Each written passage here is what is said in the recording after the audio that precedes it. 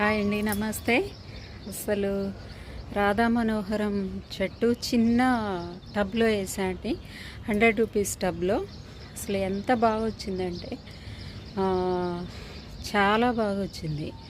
అసలు అవి ఎంత డార్క్గా ఉన్నాయంటే పూలు అసలు వడిలిపోవట్లేదు. దాదాపు 15 రోజులు అయిందండి ఈ పూలు పూసి.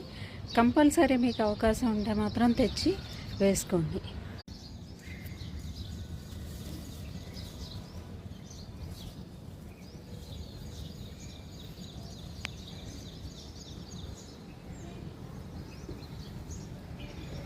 ఎంత మంచి స్మెల్ వస్తుందంటే